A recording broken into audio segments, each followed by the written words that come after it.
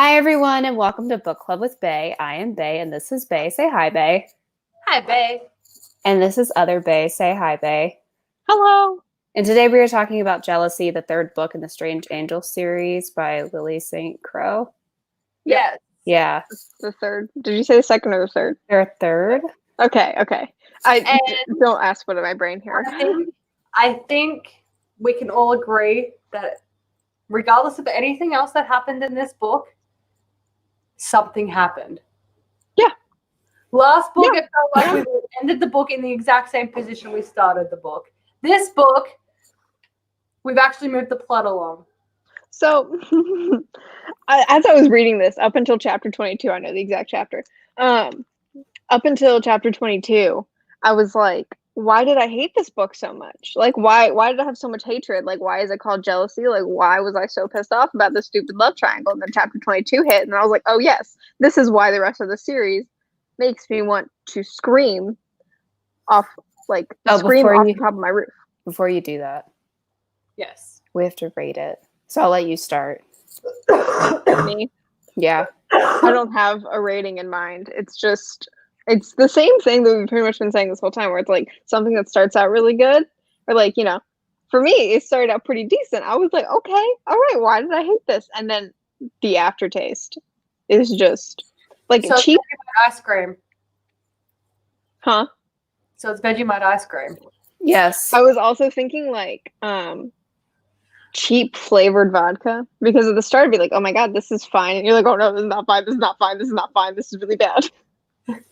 I was thinking Kraft singles? The cheese? Where it's just plastic. So you think it's plastic cheese? Yeah. It's boring and kind of inoffensive in a lot of ways. But then, the aftertaste makes you want to die. Like that. Like we've been saying. See, I love Kraft singles, so I can't relate with that. But I understand what you mean. I know, and look, this is nothing against, because we've talked about this. You, the nostalgia factor's there for you. And it's not there for me at all. And if we weren't doing these books for book club, I think I'd quit. I think I'd quit really hard. I already know how pissed off I'm going to be for the next one, so it's fine. I am going to go with probably. Okay, this is my food comparison is a little bit of an adventure. So you get a piece of blank steak. Okay. You don't season it, then you boil it, and you start to eat it, and you're like, this is boring, but it's fine, I guess. Mm-hmm.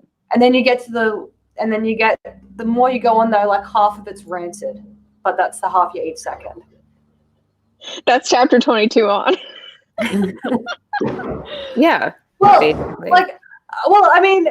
Especially because the worst part is, right, they all know how creepy it is, because Drew even says to him, you know that this is fucking creepy, right? But let's make out anyway. Yeah, spoilers for a decade-old book. Yes. But yes. So spoilers ahead. This is Book Club with Bay, not spoiler-free book review with Bay. So there you go.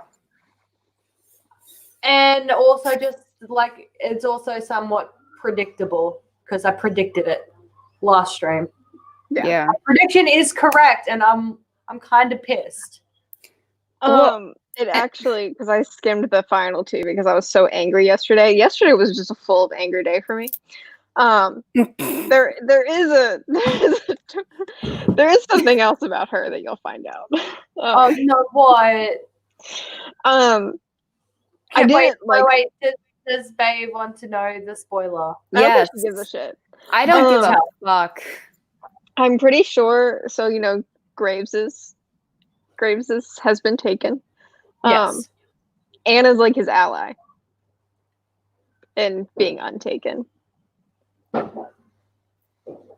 How? I don't remember, because I just literally. But let me amend some things real. Let me amend something real quick. like I do like Graves. Like I Thank don't you. I don't dislike Don't him at come all. from my man like this. Like I won't. Yeah. Like I don't have any kind of dislike for him or anything like that. It's not anything like the world building of the book. It's fine. It's fucking fine. It's fine. It's just that like the story, and you know what? I think especially the narrator, it wouldn't be as painful if I was reading it. The narrator makes me want to Sounds shoot like a myself 15-year-old woman. in the fucking shoot. I mean, It's like if Lorelai King snorted heroin, snorted it specifically, snorted heroin into her and had a arteries head cold. and had a head cold.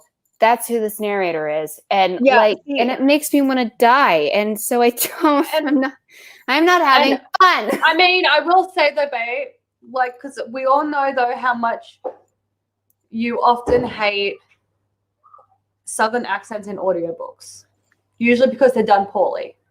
Well, that's not what it is. No, but Drew actually has one.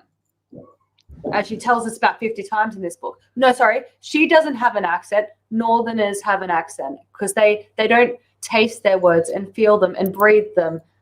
They say them and they enunciate them clearly. And it's not, she doesn't have, We're no, both Southerners. no, but Drew keeps on go like Yeah, I feel like the third or fourth time in this book Northerner. when she brings it up, I'm just like, can we please diehard Southerner. Yeah, I'm like, can we She's- please stop bringing up the fact that you don't have an accent? Northerners have an accent. It's like, no, everyone has an accent. Yeah, she seems Literally actually. everybody has an accent. What I meant to say, she seems very anti-Yank. Well, what's Seems also very really, anti-Yank. what's really weird about it, being Like, a Southerner, honestly, she is that- this chick is a hardcore Confederate. well, but like what's weird is it's like somebody who's never. It reads as somebody who's never been to the South writing. Let me see where her does she have an What author they bio think. in this? Wait. Okay, I think she goes by Lilith Saint Croix. Lilith with is like, yeah, Saint- this is with the Saint spelt out now, not the stiff. Bio. yeah. The bios aren't because I have just the paperback, so I don't have bios. It Okay, I reads am. like She was born in New Mexico, okay. Well, Oh, but she currently lives in Vancouver, Washington. So yeah. Well, yeah, it reads as somebody not the who Canadian Vancouver, the US one. it reads as somebody who was born in New Mexico and currently lives in Vancouver, trying to write a Southerner. yes, I agree. Because nobody from the South would be like, I don't have an accent. Or, No, though our accents, like I say ours, if I have a Southern accent, I don't often do, but like our accents Our are accents iconic. our pride, like we pride ourselves in not being like audibly Like- legible. If you get what I'm saying with that. Yeah, like there is something quite distinct about the various different accents of the South, be it the Texas drawl, the Southern belle, the country, etc., etc. Meth head. The meth Yeah, head's his meth head. own accent. the Atlanta Southern draw, which is different from there's all sorts. There's There's A lot of about Southern. 50. There's at least 50 different roles in the southern half of the country. yeah. And they're all very Most- distinct. Yeah, because some are a bit more twangy. Yep. Some are Yeah, a little like bit more Texas has a honey. lot of twang to it. Yeah, My dad has a very my dad's very old school Atlanta Southern I draw. love your dad's accent. My dad has a very nice accent. Your dad's voice It is sounds very like a hug. old Atlanta. Yeah, it's very old Atlanta. It sounds like a hug. It does. My dad has Yes. a hug and an accent. Assassin just yell, Coral. Yeah, then there's Coral, There's fucking Rick the Grimes, British like- turned Southern.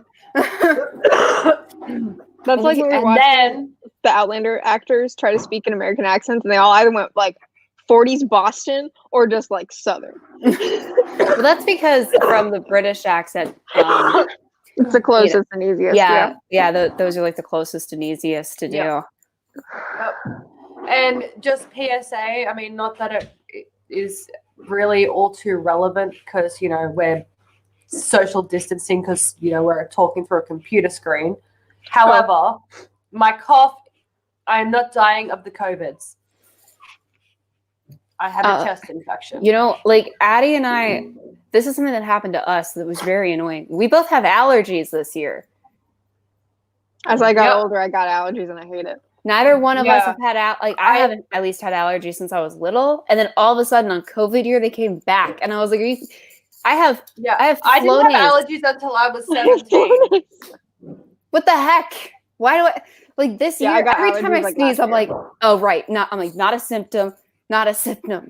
Like it's not a symptom. Sneezing all day. Yeah, like I haven't been tested for the COVIDs, but I know that it's not the COVIDs because the cough only started 2 or 3 days ago, and I've been sick for well over a week. And I went to the doctors, and they were like, "Yeah, you had a cold that went bacterial." So it's not even viral. Are you using some meds for it? Yeah, I'm on antibiotics. Good.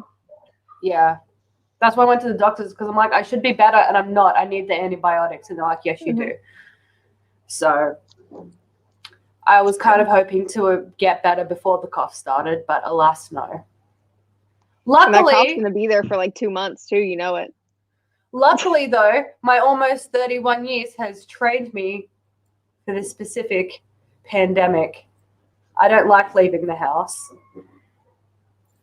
And now I have a reason not to. And I am pleased. I'm actually I'm like, people have asked me, like, what are you guys doing differently for, like, you know, the lockdown? I'm like, literally nothing. Yeah, like literally nothing about our life has changed. I just do school from. Sticks is still working. Like literally nothing about my life is well. You know, this is actually very inconveniently timed for me, but otherwise, I know. Yeah, we know. But otherwise, this is pretty normal. Like, but otherwise, it's business as usual.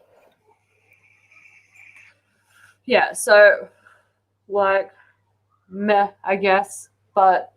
Yeah, I actually am also kind of glad that I'm a little bit glad I'm sick because I can say to Stixie like now, like, hey, you need to go to the shops. I can't go out or I will be tarred and feathered. Whereas you speak, can you go to the shops? And he would be like, no, why don't you go? I'm like, because I don't want to go. And then we'd have an argument. But now he has to go because I will be killed. By the vigilantes. You will be taken to a hospital and thrown into a dark corner and left there. And who will raise our children then, Stixie? Because you were working. Exactly. So he has to go. I'm pleased. Back to the book, I guess. Yeah.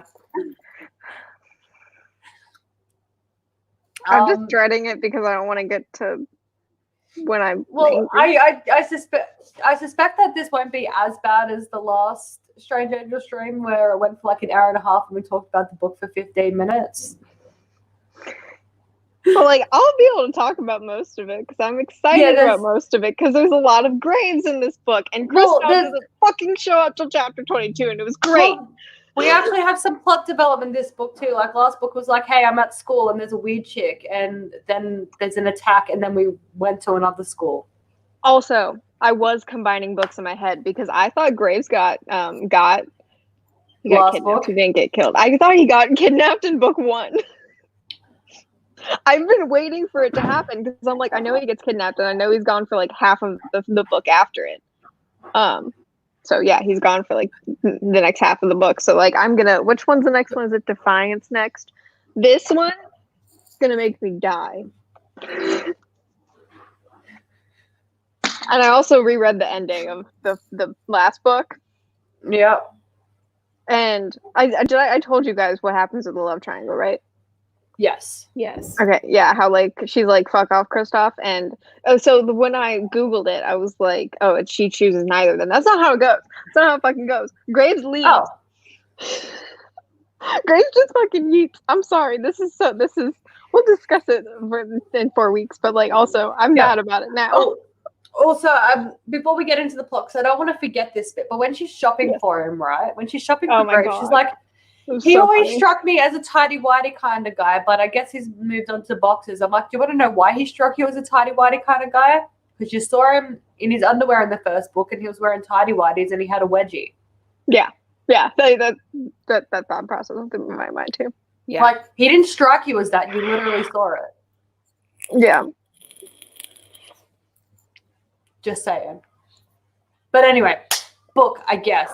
So I also, who's on the cover? I've never known this because it's not the same models for Kristoff and Graves on the first one. maybe it's Dibs. Hey, Maybe it's What- Dibs. Fuck everyone. It's what does Dibs. it say on the back of it? Like, where are the photos sourced from? I just want to know out of curiosity.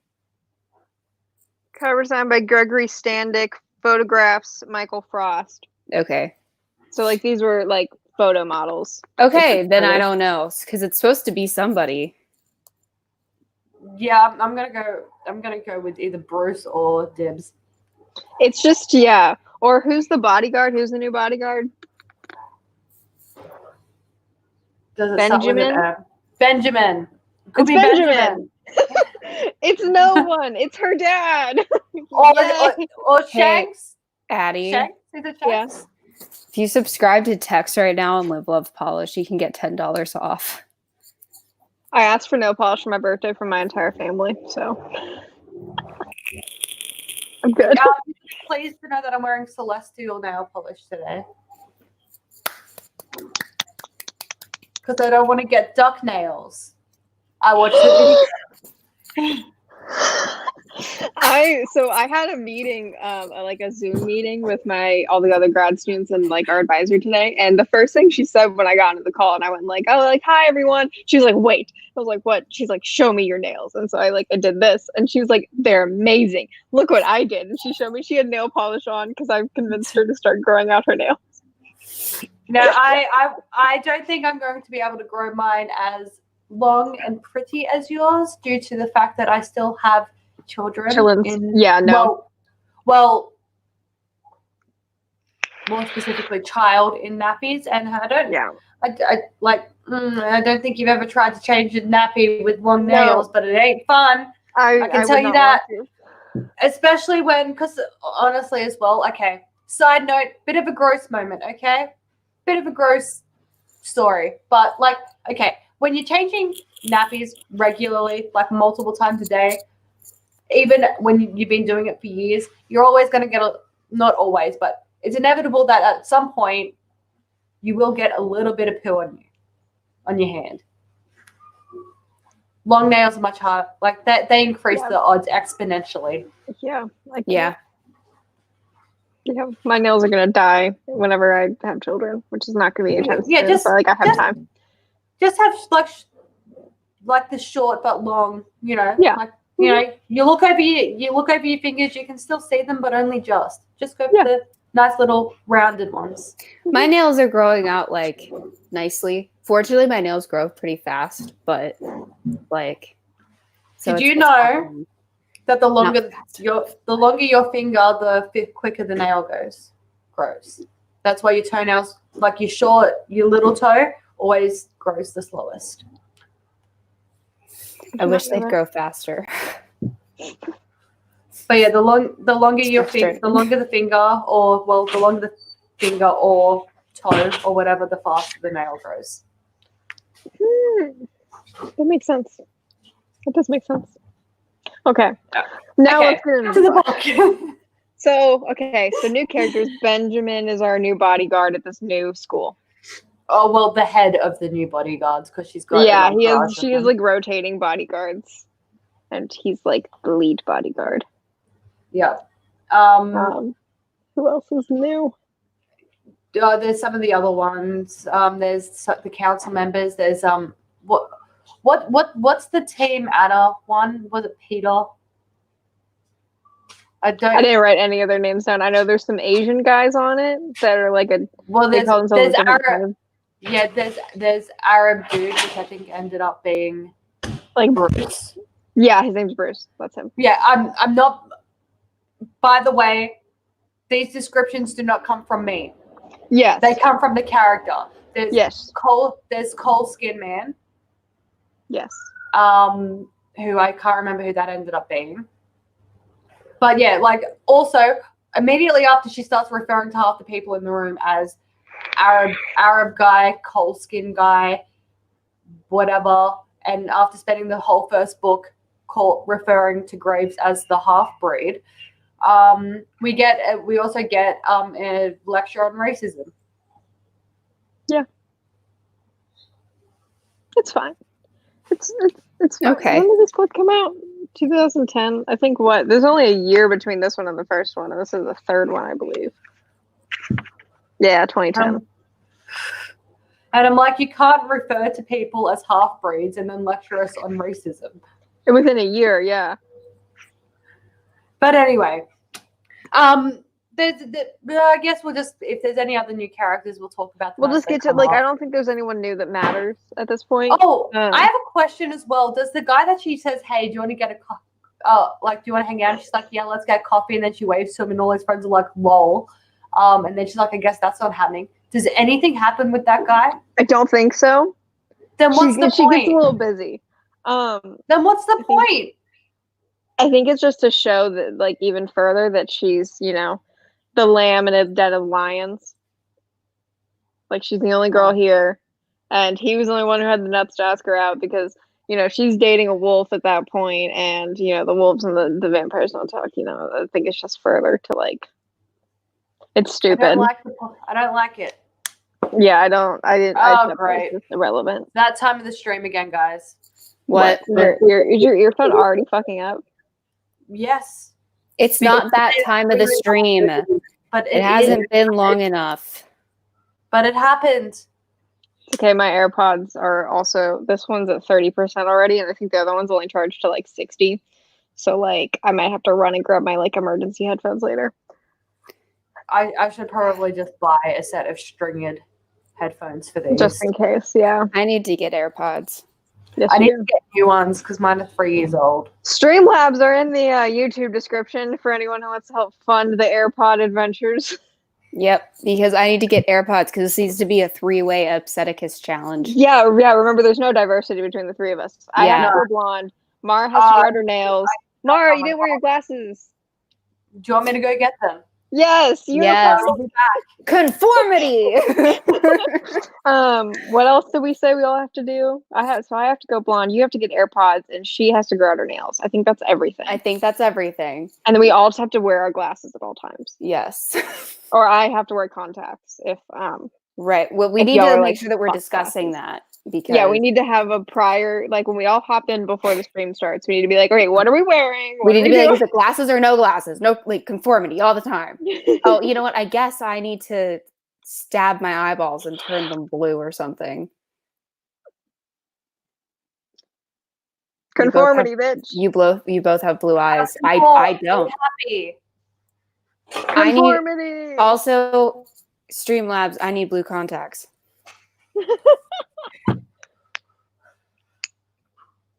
Conformity.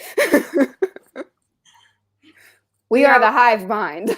I'm all the wrong color shirt.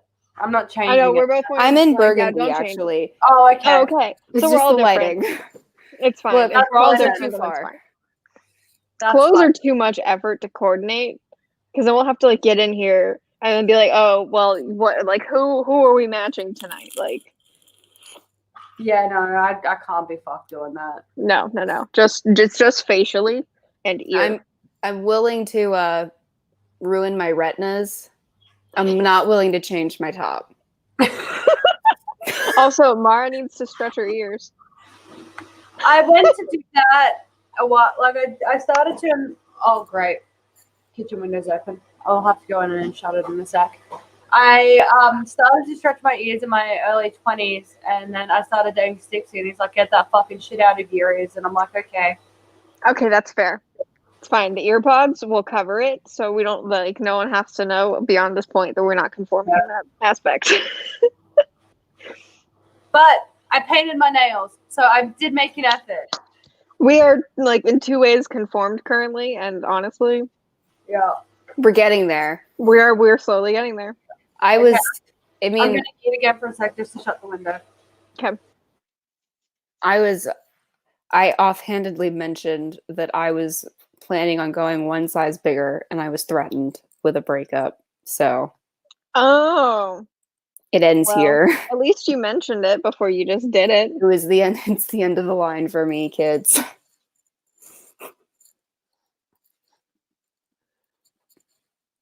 Oh god. Okay. I guess we'll wait till Mara gets back to start discussing. We can just keep putting this off. Oh god damn it.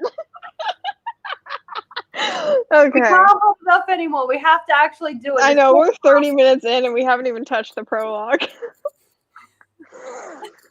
Okay, so the prologue is a memory of August and her father, and it's about her dad's vendetta against Sergei and everything, and her living with August for a minute. Because August, I told you guys August would become a person, and he does. Glad I wasn't wrong about that. I like August though, so it's okay. August is just a yank, just a precious little yank. Yes. Yeah, no, she forgives him for being a yank because he's okay. Yes. We start chapter 1. There's howling. So we're at the new school. Yeah. She has a fancy, room all to herself yet again, but it's bigger. It's nicer.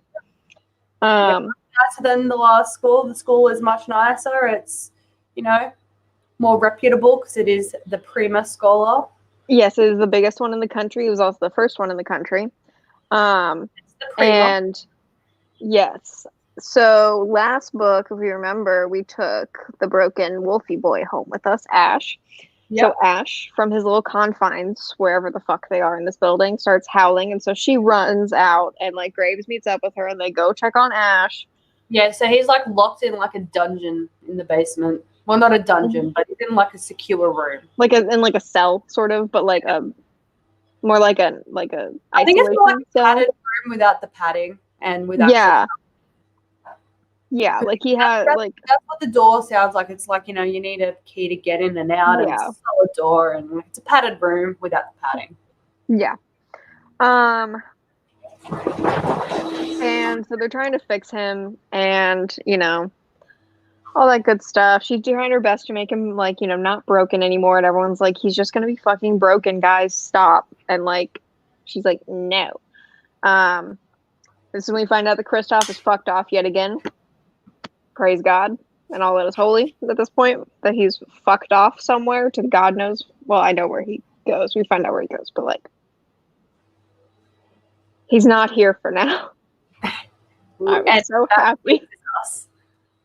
I texted TJ right before Kristoff showed up, right?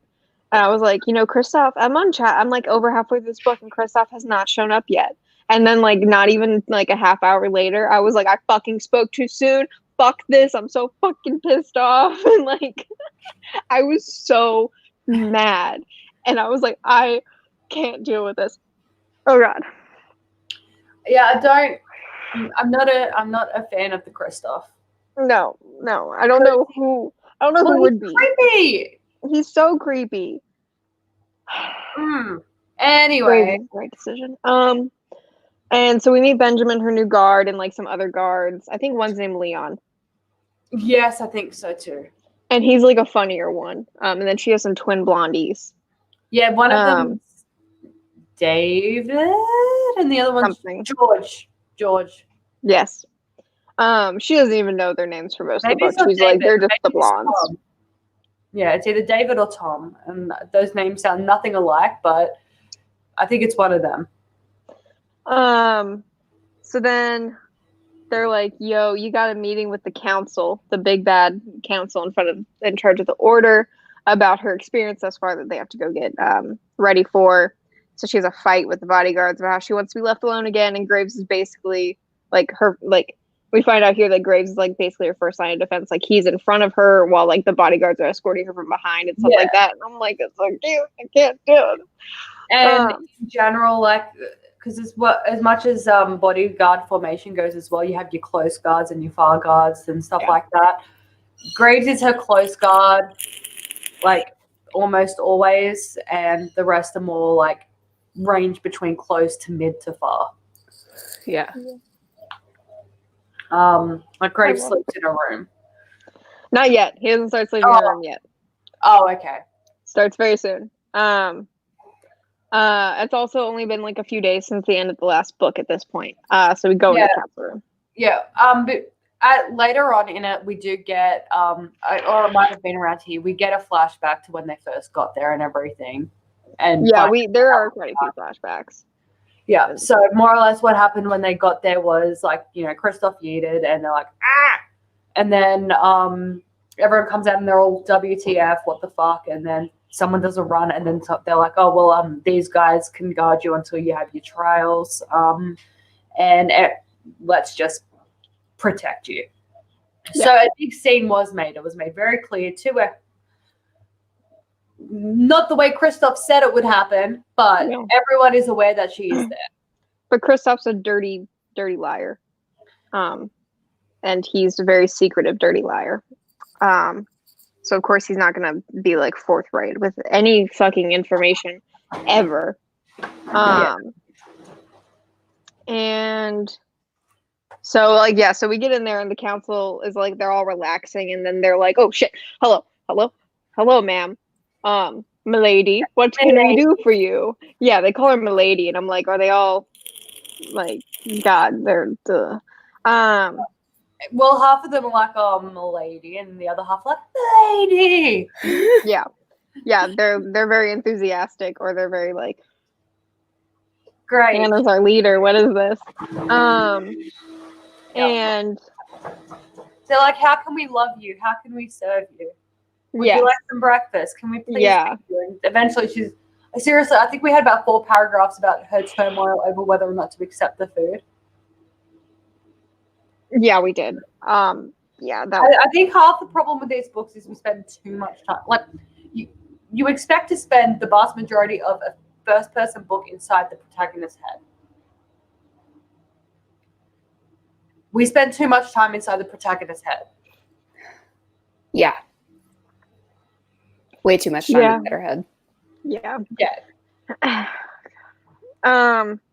So she starts by telling them about the end of last book and being like, oh, where's Anna? And they're like, you met Anna? Oh God.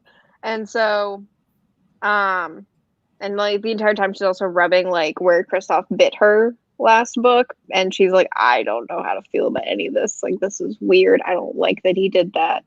And it's like kind of like a decent like PTSD point for her throughout the book. Yeah, and we do find out why it was so traumatic. Yeah. In the book, which I'm glad that I mean, it would have been fine as well if it was just that fucking hurt. Yeah. But if there's a reason, I'm glad we're fucking told, and we were told. So, because biting's a big no-no. Yeah, it is a big old no-no. And so they reveal that Anna's been on vacation for 2 weeks. So like,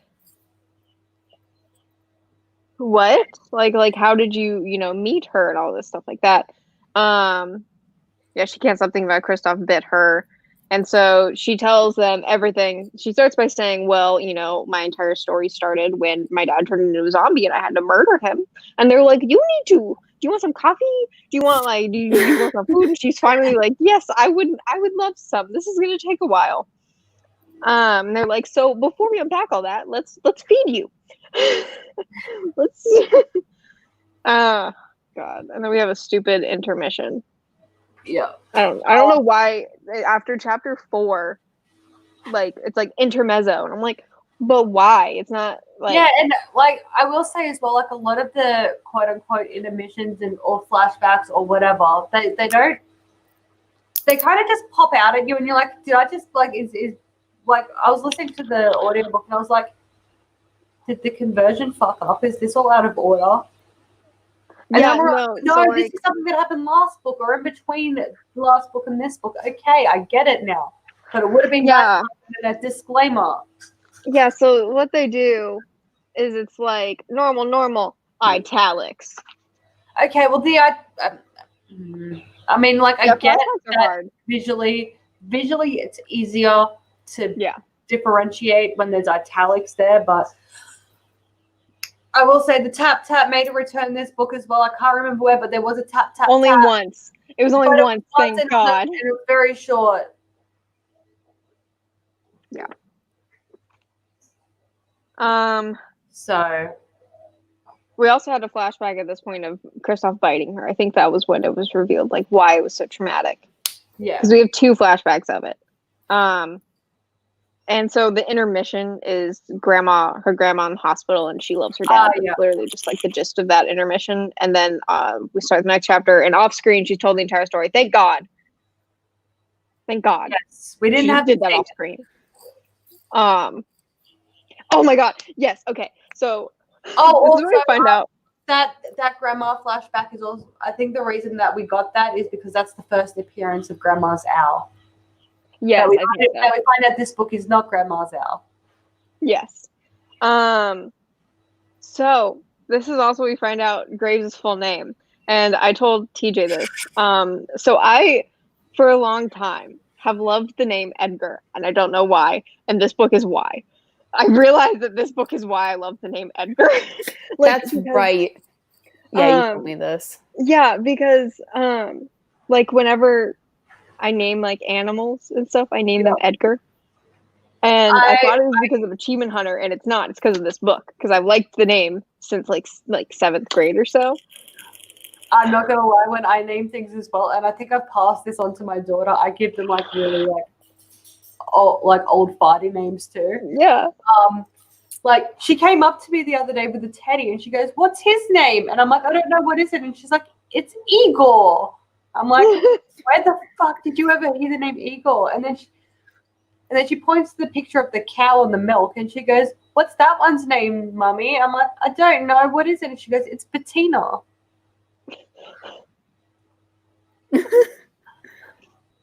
I'm like, okay, I have passed it on to you, apparently. Apparently that's genetic. So. Where did she hear the name Bettina? I don't know. Why does she speak with an American accent? I don't know. Auntie Bay comes to visit once and ruins everything. She had it before your visit, though. That's true. It's just become a lot more distinct now that she can speak clearer. Stix is still convinced it'll go away. And I'm like, I don't know, because she self-edits things she's never heard in an American accent to have one. So I don't know.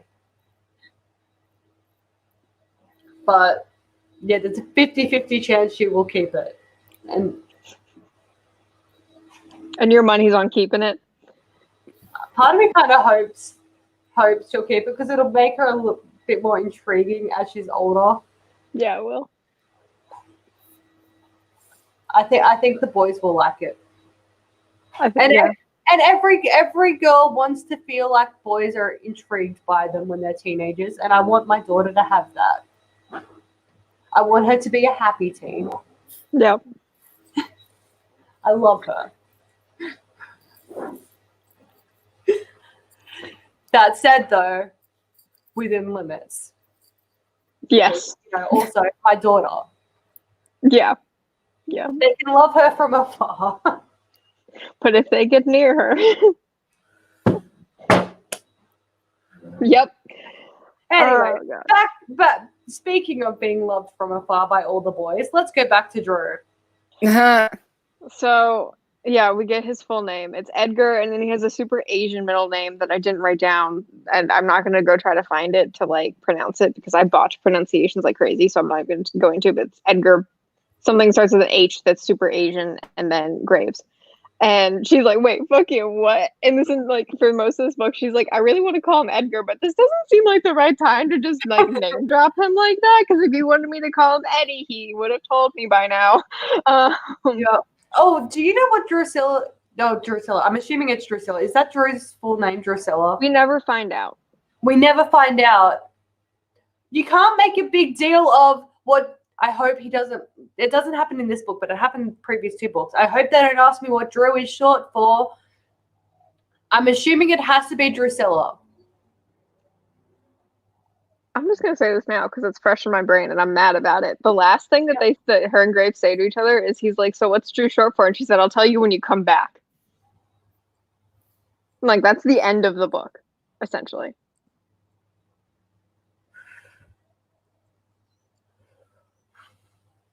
Yeah, it's super irritating. There, like as much as I don't want to say it, there should have been like another, like at least a short story that like wraps it all up because it's not wrapped up at all. Yeah. I'm whispering. I can't talk. Okay, so so they talk about Graves. The council and her talk about Graves for a minute, and then Anna shows up, and so like, oh god. And Anna's like, I want to be friends, and she's like, you're a conniving whore. Before Anna comes back as well, they're like, oh yes, Graves, the juvenile delinquent. Who has a record, files. yeah. He has all of the records. And and they're saying it in a way like that's like, Drew, sweetie, milady, could you please be bothered to get a more suitable bodyguard? Yeah. And she's like, over my dead body, but okay. Yes, but then Anna comes in. Honestly, as well, like Drew, I think has to be literally the stupidest person alive. Yeah, she's not very smart. Okay, so she meets Anna and she's like, this bitch is shady. She meets her again now and she's like, this bitch fucking hates me and is super shady. Yeah. Then later on she has the dream where it's like, like where Anna visits Mummy Dearest and it's the same night and blah, blah, blah.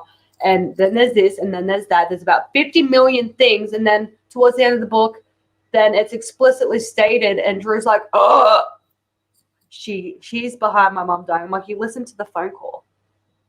Yeah. Like it didn't click on until the next chapter. Yeah. And I'm like, Drew, sweetie, you are the stupidest person I've ever met. Yeah. Or read, I guess. Like, you're dumber than Zoe Redbird. Because at least Zoe was like, Neferet's evil, but right now I need a mummy hug. So I shall hug her. Like, this is like in the third book or whatever. Like, I need a cuddle from the evil bitch because, like, I just need a cuddle from someone. Like, she at least knew it. It was there. But Drew, like, is like, it's spelled out for her, and then it's like, she's read the book, she's been told explicitly, and then she clicks 3 days later. I have no defense of that part because it's the end of the book where I'm angry. So it's. Drew deserves to die. I'm sorry. Well, she won't. I hate to break that to you now. I know, but she's too stupid to live, okay? She can't add one and one together. She also does not know how to speak words, and it's kind of amusing sometimes. Yeah. Okay, but Anna walks in, hair flicking, half the room is like, oh, milady, and then the other half like, oh, the other milady's here. God damn it. Mm-hmm. And then there's this one guy, I think this one's Bruce, that adores Drew, doesn't like Anna. And I think it is also Bruce. Milady, we get like 3 paragraphs on the way he pronounced it, and Drew's wondering how he manages to pronounce it in a way that conveys so many emotions in the one word. Yeah. I don't like Drew's head. I don't like being in Drew's head. She's tired. So yeah, right. So she finishes her meeting and then we're with Graves. He falls asleep in her bed and she's just like, they were talking about like the meeting and then like he falls asleep and she's like, I just want to tell you that I have feelings for you. Will you please wake the fuck up? So she does some online shopping. And buys him some boxes. Yeah, and buys him some clothes, buys a ton of stuff. Then we have some more memories. It was about August and her dad. That was those memories. And then this is when I'm happy because it's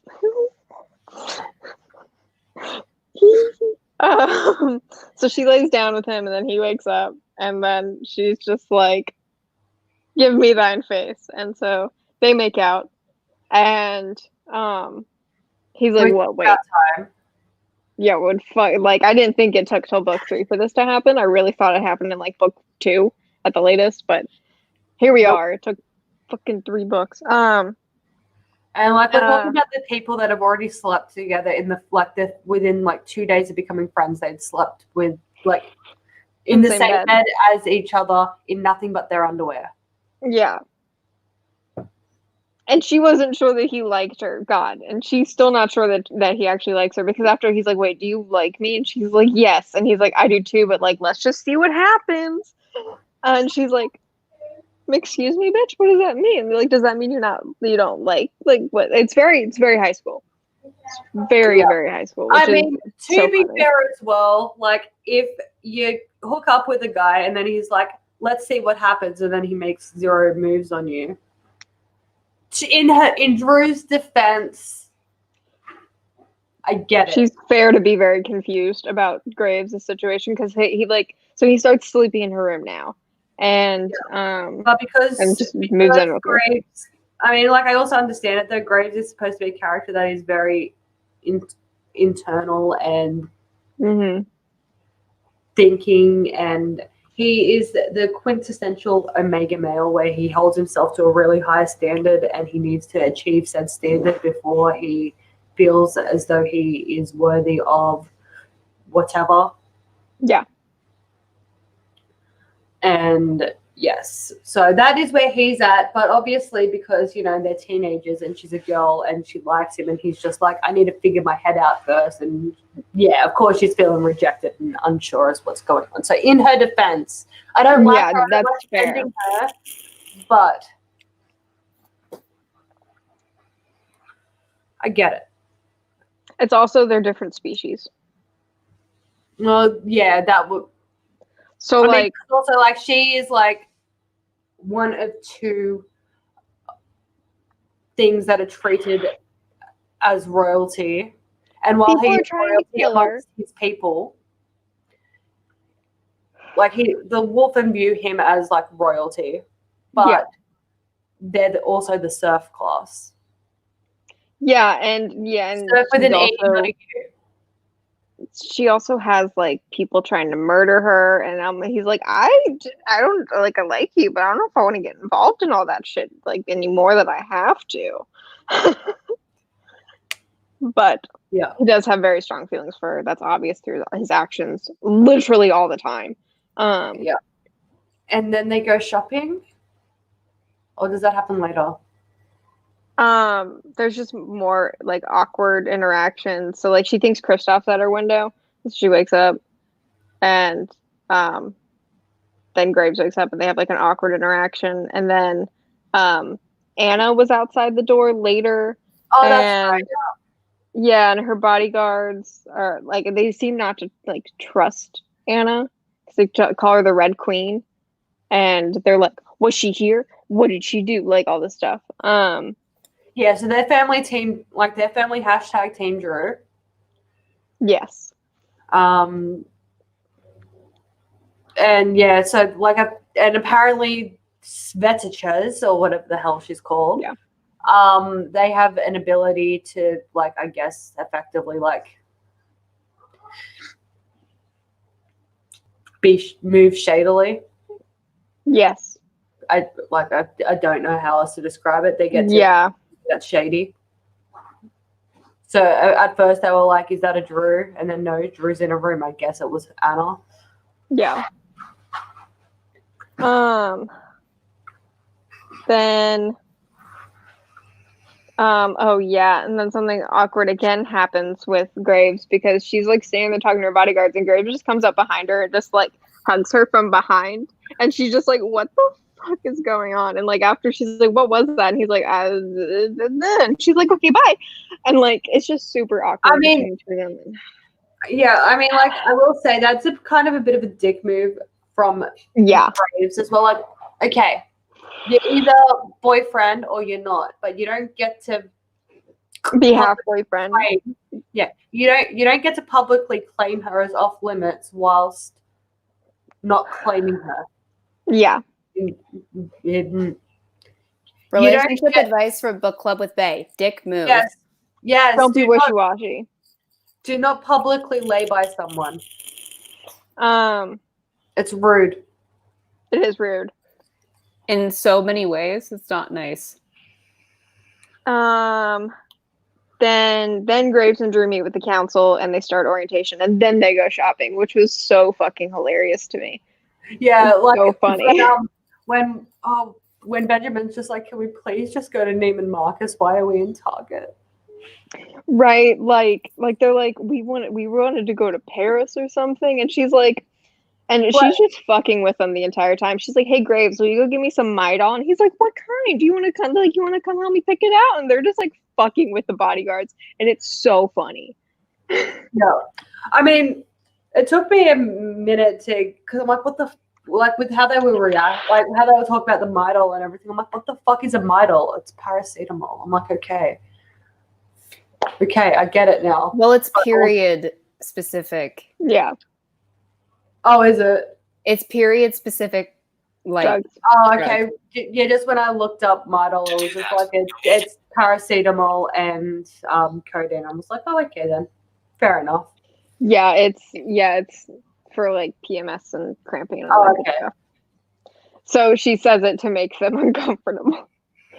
Okay, see that's one of the jokes that's lost on a foreigner. Yeah.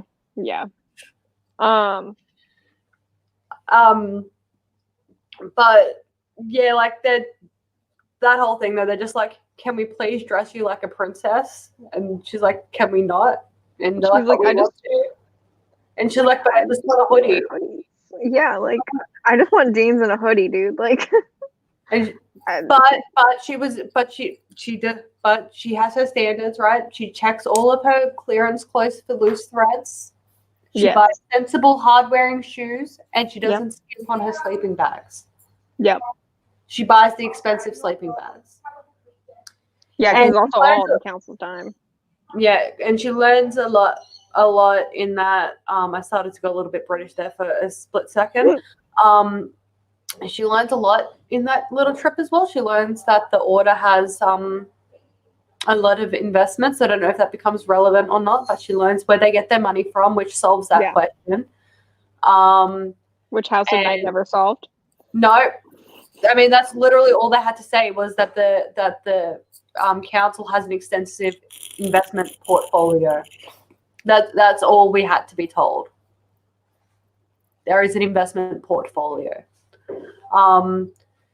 And she also learned that as Sveticha, she gets to have, like, she says jump, everyone's response must be, how high, milady?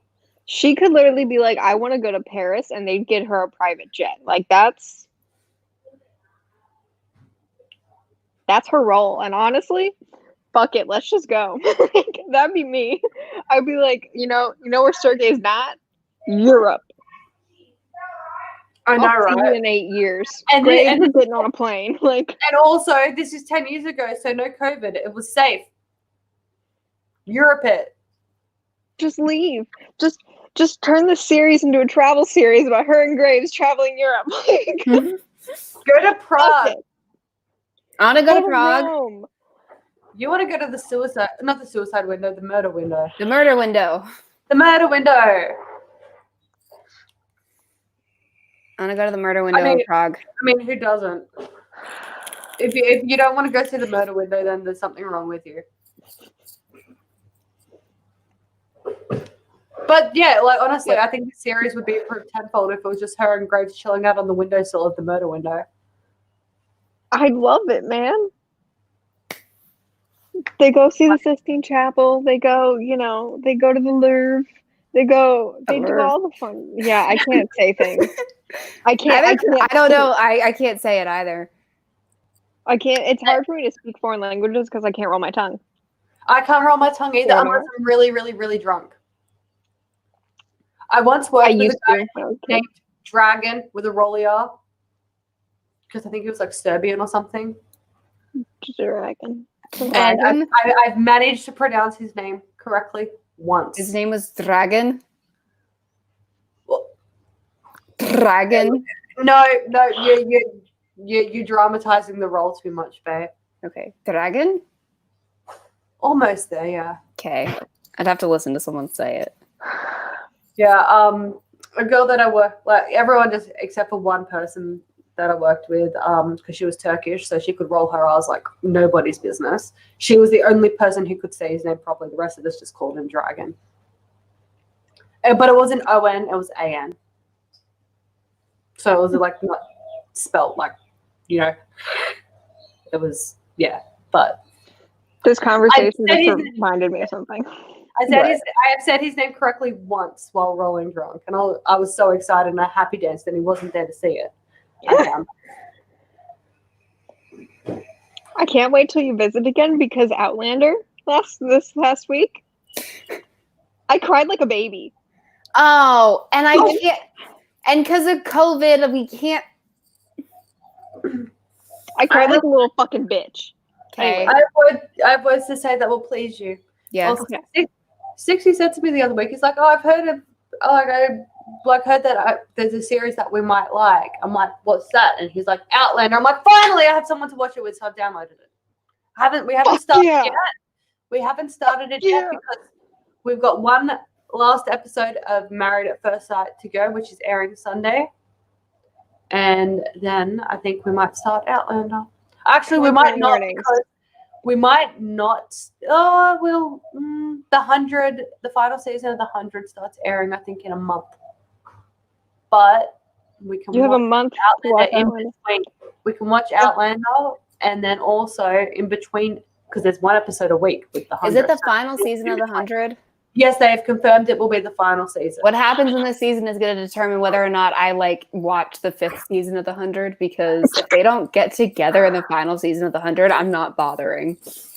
You need to though. No. Yes. If these motherfuckers don't make out, it's so good. I swear to God. How? The 5th season is so good. Actually, I think I might. No, I haven't This finished. is a 5-year time. Okay, good. Because I was going to say there's a 5-year time. So you've started season 5? I've started season 5, but I haven't finished it because I know that in season 6 they still don't make out, and I'm just like. But if it makes you feel any better than Married in real life, I know that, but like the thing is, the actors are supposed to get married after. Like they're not supposed to get married before their characters get together. It's a little blasphemous. Like what the heck? no one knew that they were in a relationship until they announced that they were married.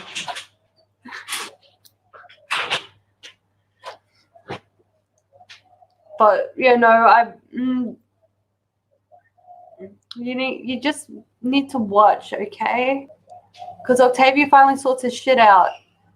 That's In nice. season 6, she sorts her shit out in season 6. But I would. She recovers from the Red Queen trauma. But Becco. Blood Rain Becco's still a trauma. thing. Not in season. Oh, well, actually, no. She's kind of a thing in season 6, but not. There's a. Is it broken up? No. Exactly. Okay, question. How the fuck does a grounder have so much lip filler and Botox? Gotta do what you gotta do. I mean, honestly, there was a scene in season 6 where Echo, I can't remember exactly, but I'm pretty sure she got diddled when she was little. From memory. I think that's the story she was telling about how she got diddled when she was little. Okay. And her face had nothing on it. Because she was so Botox. Like, you could tell that the actress was trying to look really traumatized, and she just couldn't. Because she couldn't move her face. I've got no issues with actresses being Botox if they are playing an upper middle class lady. But when you are an archer wearing furs from a snow region, living a medieval peoples, It takes you out of it. Botox. It takes you out of it for sure. No,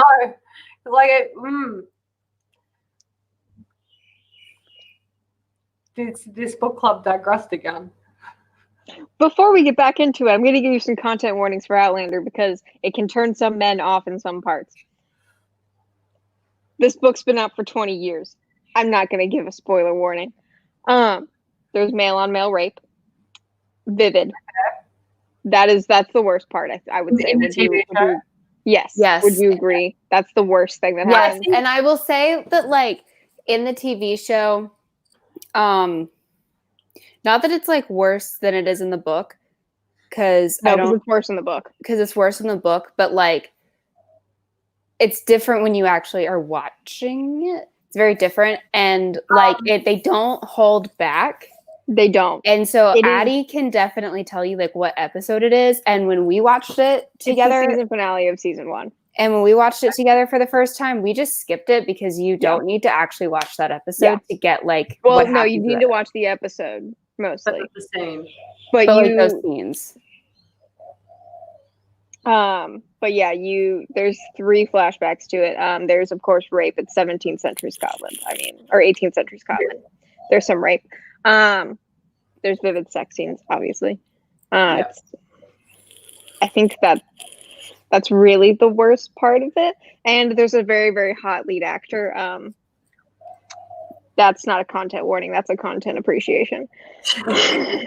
Yeah, no, I think us watching How to Get Away with Murder, like he's ended up rage quitting on that. But us watching that has desensitized him a fair bit. Okay. Yeah, because I know there's like gay sex in episode 1, right? Oh, honestly, almost every episode. Like, okay. I watched like 2 seasons of it. He almost yeeted, right, in season 1 when we finally get like a straight couple sex scene. Because like they're all fade to blacks. Like all the straight couple sex scenes are all fade to blacks until but all of the gay sex scenes are like very erotic. And he's just like, for a primetime TV show, but he's just like, can we just please see like a guy and a girl hooking up, please? Well, let's see, season 1. And then when Wes and Rebecca finally bang, the scene is intercut with Lila's autopsy. And he's just like, really? He was like, why? That's when he almost rage quit. He's like, can we not, like, if there's going to be sex scenes, can we please get a straight sex scene? Because there's plenty of straight couples. And then when we finally do, it's intercut. Like, it's like 3 seconds of sex scene, then back to cutting a torso open. Yeah, no, there's no lack of straight sex scenes, at least for the first few seasons. The first couple seasons. But, and then, like... I mean, like, we don't... Like, he would be fine if there was no sex scenes. I would be fine. Like, I'm fine watching a show with no sex scenes. Yeah. If there's sex scenes in a show as well, I like to know in advance to make sure I'm not watching it with my mother. Right. There's a lot. There's a lot of sex in season 1. After episode 7, there's a lot. You'll know by the title when the sex is going to start. The title of the episode. Yeah. Okay, well, once we finish watching a maths, honestly though, also, by the way, on that front, the final dinner party, which is like 6 weeks after the final commitment ceremony thing, the final dinner party was a glorious clusterfuck. Like, I literally applauded. That's great. I literally physically applauded a moment in it, and it was beautiful. Okay, that's all. Yes, now we'll go back to the book. Outlander is just my favorite book series and TV show, so like I could go fucking off. I shall be starting soon. I'm excited. And then next time, so TJ, next time you visit, we'll watch that. There's no episode this weekend because they ended on a fucking cliffhanger, and I know what happens because I read the books, but it was bad. It was so bad. Like I said, cried like a bitch. Anyways, so we have a 2-week time jump now in the book. There's a lot of time jumps, so like I was happy with that. Like actually, like month passes throughout this entire book, which is nice. I mean, it makes it feel like more is happening. Yes, you have like time passing. And so yeah, Graves sleeps in her room and she learns things in school and no one's tried to kill her recently, so life's good. She's enjoying life. Yep. She's happy. Yeah, and she's also noticed that because like in the last book, the scholar she was at there was getting like attacked every second day by Nosferatu. There hasn't been a single one yet. Yeah, it's been like weeks since she's been there.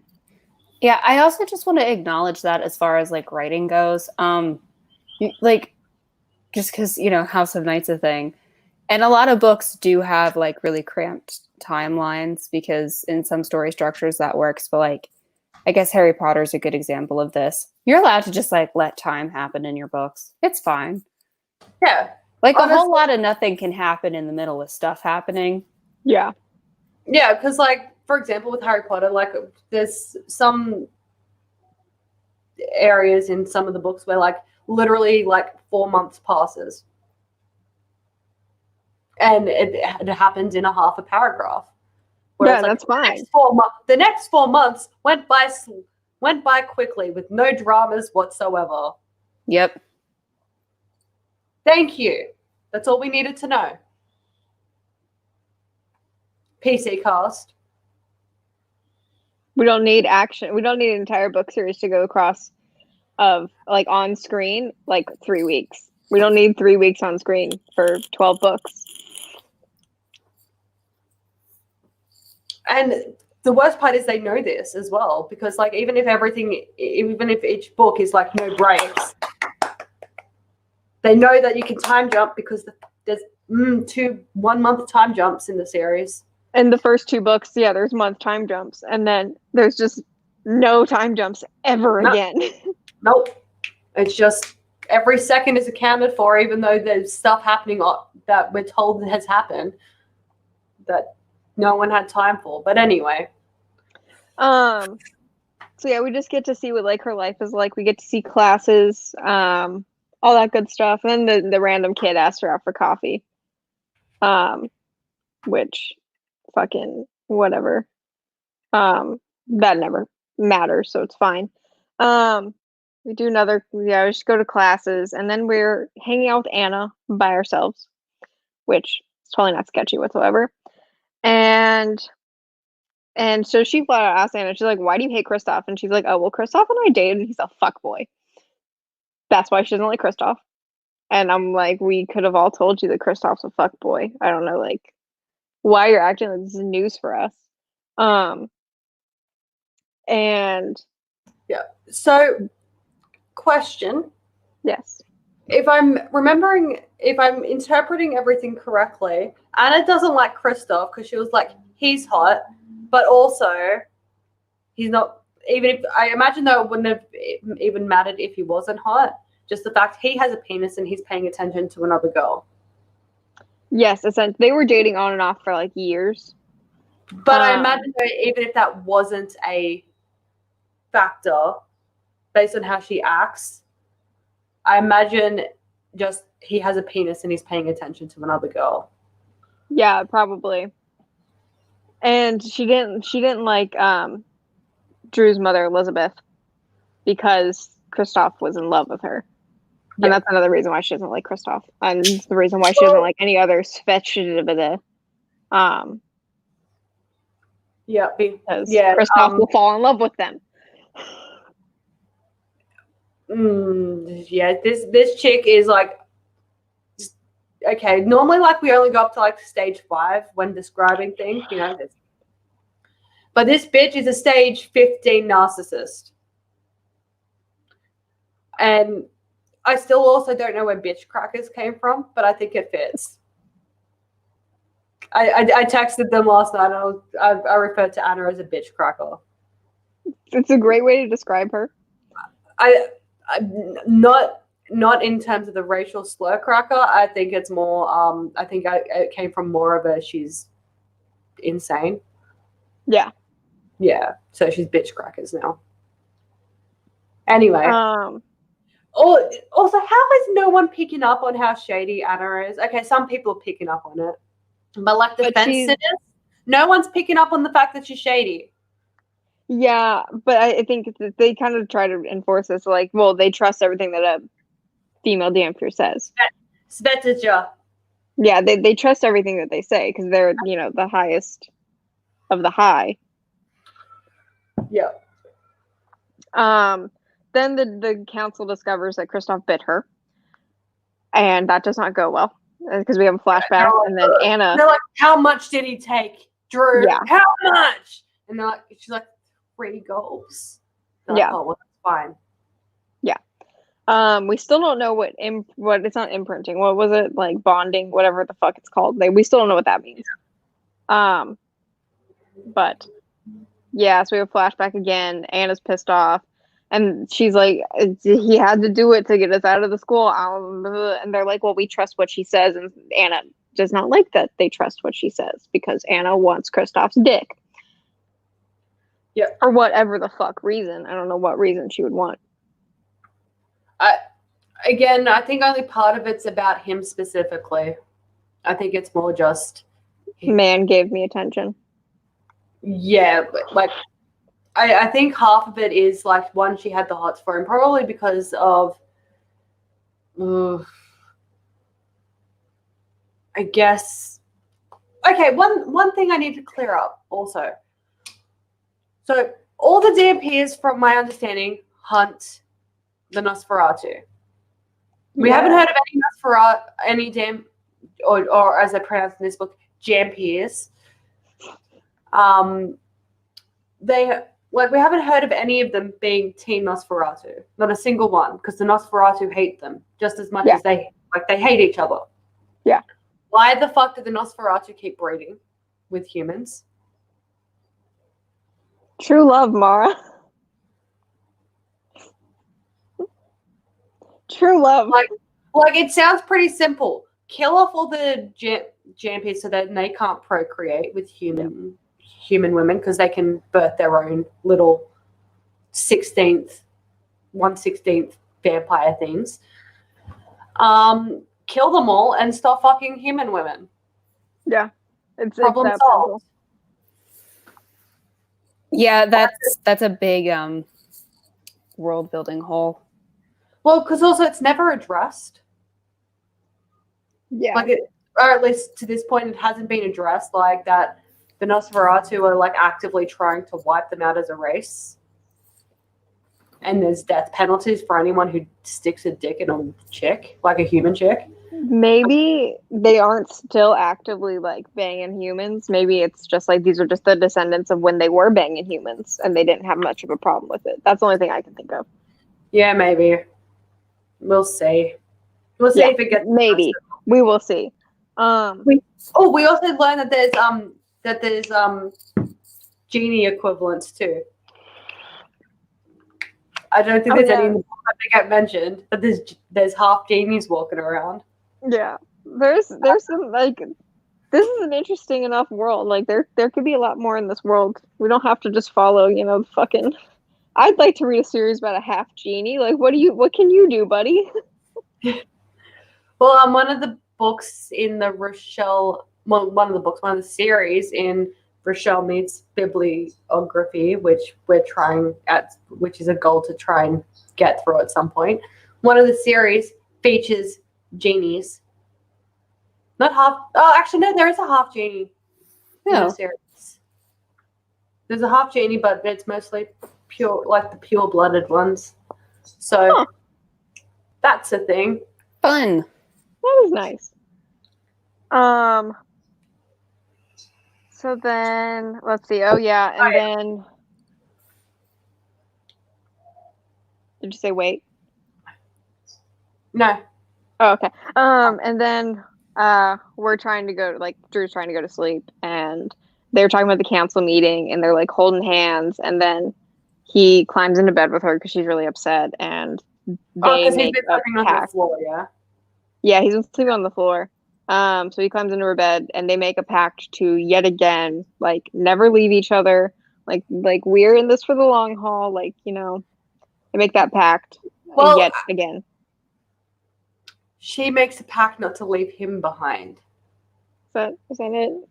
Yeah, because she's like, I want to leave Graves. Like, because then later on when he disappears, She's like, he never promised not to leave me. I only That is promised not to true. leave him. That is true. Yes.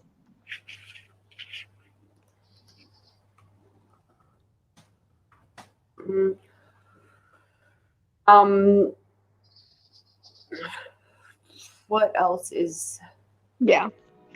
Then then the next chapter is literally her just seeing Graves and Benjamin like arguing from afar. That's it. Yeah. And then we have more time passing. Graves has become more distant since that argument. Yep. Oh, Don't know also, what it was.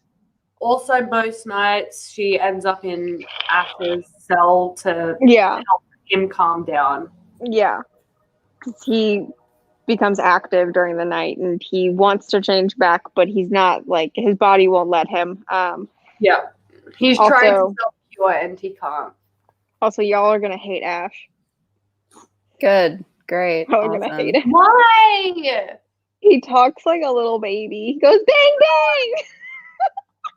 No. He's kind of annoying. Yeah, when I was like skimming through the final two books again. I was hoping that he was going to be like the broody, like stalker bodyguard protective thing.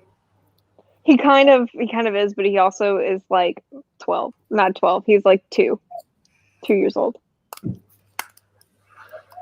Is he in the Yeah. body of a 2-year-old? No, I think he's in the body of like a normal human being. But Like because he's been broken for centuries, he's so traumatized, he's mentally reverted. Great. Yeah. Trauma-induced mental regression is fun, not. It's not fun. Yeah. I just wanted to warn y'all because It's I'm only pretty fun sure, if it happens off screen and we don't have to deal with it. right? If we pawn him off onto someone else. No, I think it happens next book. So I just wanted to warn you guys now. Okay, so we'll appreciate Wolfie Ash while we still can. Yes, when like this Ash is good Ash. This book Ash is the best. Because he's still defending her, but he can't speak words. Yay. So yeah, then we go to fighting class and one of her bodyguards is like, well, we need to clear out the chamber, and we see Shanks in the room, but then he disappears. And Anna comes in. Her and Anna get into like a fight, like a verbal fight that becomes a real fight that continues as a verbal fight as well. But prior to it escalating from argument into like is wild random tortoiseshell cat appears and Drew's like, Yes. oh look, that's the physical manifestation of her aspect. That's a thing that is incredibly rare, so I have been told, but we will see 2 more of those throughout this book. What's the other one? There's hers and Christoph's, which is a fox. Fucking fox boys. First it was Locke, and now it's this fucking bitch. Like, can we just leave foxes alone? It should just be like a female Dampier, like exclusive. That's what it should have been. Yeah. Don't give Kristoff a familiar. No one And fucking don't give wants him the Kristoff. fox. Don't give him a fox. We like the foxes. Right? Like, we're hashtag Team Fox. Like, why? Like, if he was going to have one, why couldn't he have, like, a hairless dog?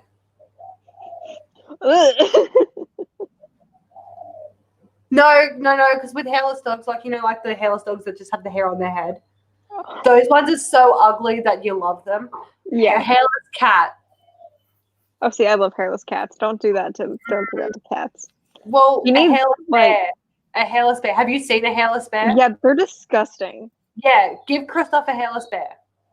Yeah. Let's do that. I'm Sounds good to sorry. me. But anyway, so like a little cat aspect appears and she's like, and Drew's like, whoa, well, that's a thing that happened. And so like, yeah, when it turns into a fight, like Anna and the cat are like attacking Drew and Drew's like, no, bitch. And then Grandma's owl reappears, but Drew is in herself, but also in the owl, and she realizes it's not Grandma's owl, it's her aspect. Me. Yeah. Which is cool enough. Like, I don't like. I picture Grandma's owl as Hedwig, yeah, same. and I don't quite like it. But also the way the owl's used, I'm not terribly offended, so I don't hate it either.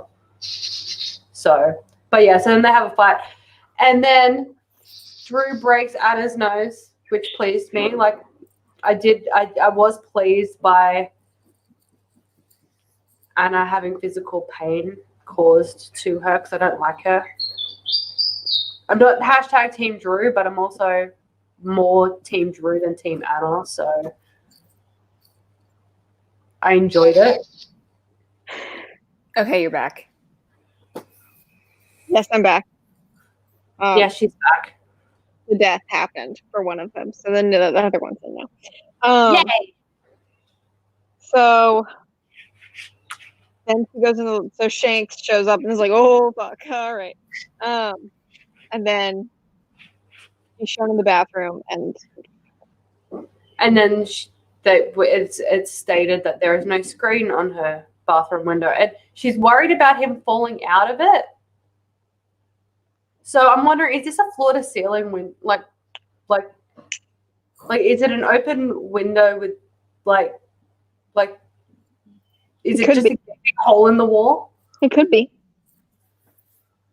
Because I don't know about you, but bathroom windows Are typically like small. Or if they're not small, they're at least not floated. Like they're not easy to fall out of, and Right. there's also glass that you usually keep closed because it's like if it's not like a little tiny window up the top of the wall, it's usually like the distorted glass or it's frosted or whatever because it's a bathroom window and you usually get in there. And yeah, often the window is kept closed to increase the effectiveness of the frosting. Because open frosted glass doesn't Frost. hide you. Yes. Yeah.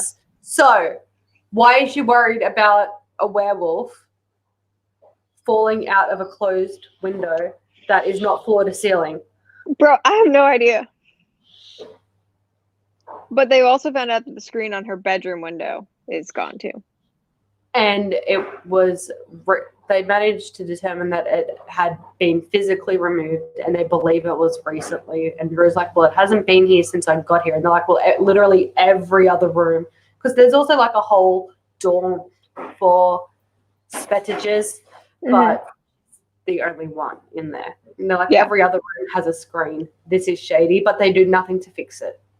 They just move her to a different room. No, they don't. Did they not do that yet? No. I thought she just stayed with Ash then. Yeah. That night. Yeah. And then they move her to her old room. Okay. To her mom's room. It happened almost straight away. That's why. So what ended up happening in the fucking locker room though is Graves shows up and Graves is like, hey, how you doing? You're gonna be late to who the fuck did this to you? Who did this to you? Who did this to you? And instead of answering like a normal goddamn human being, she's like, well, we should just leave. We should just leave. And he's like, no, I'm gonna find out who the fuck did this to you, because he gets all like werewolf and mad, and he punches a wall because he's pissed off because the woman he loves just got beat up and she won't tell him who the fuck did it because she's an idiot. And so then he leaves. I mean, because she also didn't say, don't worry, I held my own and I won. Like, like to an extent, I can understand her not telling him who did it, because the last thing she wants is for him to go and try and attack Anna. Yeah. Because he will be killed. Yes. So I get that, but all she has to do is say, explain the situation. I won the fight. You should see the other guy. Like, you know what I mean? Like, yeah. But it was just. I mean, like, not that that'll necessarily placate angry werewolf boy, or angry boy in general, but like, just something. I mean, but it's also a trigger point for. You would have had to have said that it was Anna, because also there's a lot. It's a lot different, right? When your girlfriend or the chick that you're in love with or whatever gets into a fist fight with a chick versus a guy. You know, if some guy beats the crap out of a girl, even if she wins the fight, some guy beats the crap out of your girl. Yeah, you're gonna want to beat the shit out of him. You hear that a chick did it, and you're like, but she won as well. You're not gonna go, where is this bitch? I'm going to beat the shit out of her. Yeah, exactly. And also, especially considering she won. This is also a point of trauma for Graves, though, because we found out earlier in the book that his mom would get beat, and that's why he it's part of the reason why he left, or he stopped living with his family. I'm assuming she died. So or she abandoned him. I think that actually is what it is, because he has abandonment issues. Literally, all she had to do was say, "I won the fight, and it was a girl," and then he would have put two and two together, realized it was Anna. But yeah, I won, and the person I fought with does not have a penis. And he probably would have gone, "I'm pissed off. I hate that bitch." Yeah, but I will not attack her. Yeah, I can't do shit to her. But he essentially is just like, come find me when you're ready to fucking give me an explanation for all this stuff. And he runs off, and then never to be seen again. He's dead. Goodbye. At least that's how it feels. Yeah. And then she goes back to her room. Yeah. And yeah, I'm pretty sure it's Shanks still. He's like, it's Shanks and Dibs. Yeah, Shanks and Dibs. They're like, so, Graves ain't here. And she's like, yeah, we had a fight. And they're like, he's alpha dude, and he probably just needs to calm the fuck down. Yeah. You know? In the meantime, do you want us to stay in here? And she's like, no, that'd be weird. And they're like, thank fuck. Mm-hmm. They also tell her she smells like cinnamon rolls. Yeah, they tell her that she smells, and she's like, what the fuck? And they're like, no. We're not calling you a what? A bludder? A glutter? Yeah. Whatever the fuck it is. And she's like, okay, again, let's roll this back for a minute. What the fuck is that? Oh, wait, why do I smell then? And then what the fuck is that? They're like, well, zvetica, smell. Pretty. Like, not bad, pretty. You smell like a bakery. You smell like baked goods, bud. But do you want to know who else also smells like baked goods? Jampiers who feed on other ones. And she's like, oh, I wonder if that's why Kristoff's the only one that smells like baked goods then. But let's never address that with him when he shows up. Moving on. Oh, well, she does actually, but then he deflects the question and then she just drops it. And, at least right now. Yeah. Which I'm like, this feels like it's important. So then she decides. Also, it's not like it has to be a regular thing where, like, I'm pretty sure it's what they said, like, he has to feed them to, like, where he completes the soul thing. The death. Yeah. The deadly. Like, he feeds them. He eats them to death. Yeah. So Kristoff was not only in love with her mother, but he's a fucking murderer. And we have a hard-on for him. Why? I don't know. Also, you can probably understand Addie and not me because I am Australian and we have different accents. Someone in Twitch chat. As if you're not understand, like, what? But you're not like... They said, my English is bad. Why I don't understand Mara Jane and I understand Addie. What the fuck? Oh, it's probably just because I have a different accent. And this person is probably if their English is bad, they're probably most used to American English accents. Because most English media that isn't Bollywood is American, I suppose. So, Yeah. Okay, that's all. AirPods decided to just disconnect. Huh? My AirPods decided to just disconnect. I don't know Yeah. why. Don't know what Mine have happened. done that too, so I've just packed them away for now. In about 10 minutes, they'll stop having their tantrum and I'll put them back in. Did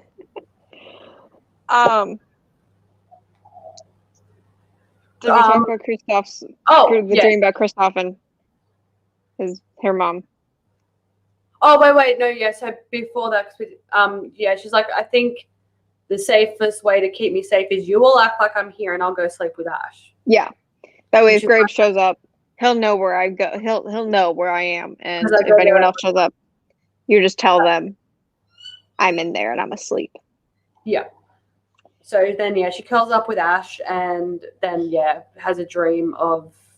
Just kind of like a flashback of Kristoff and her mom. Yeah, because she's getting through all this through the touch. Yeah, and this scene really just solidifies the fact that Kristoff was in love with Elizabeth. And Anna didn't like him very much. Yeah, and Anna didn't like Elizabeth either. Yeah. And then Ash wakes her up and like points at her with his little dog paw, and then points at the door with his little dog paw. And he's like moving his head. He's like, "Let's fucking go!" And like, let me out, bitch! Let me out! And then she hears footsteps that sound both loud and soft at the same time, that sound close and far away at the same time. Yeah, it's great. It's just wonderful. Like, do we leave? Do we stay? Do I get potentially caught in here by a potential enemy, or this or that? Oh crap! It's Nosferatu, and I can't remember how she works out that it's them. Oh, Vampyre's back this Orange book. taste in her mouth. Vampyre is back this book, so it wasn't an accident. I didn't even notice it. I was after Graves got. I just started skimming because I was like, I remember what happened. It was in class when they were talking about, like earlier on in the book when they're in class learning about shit just before she gets asked out for a coffee date. There's about 30 different mentions of vampires.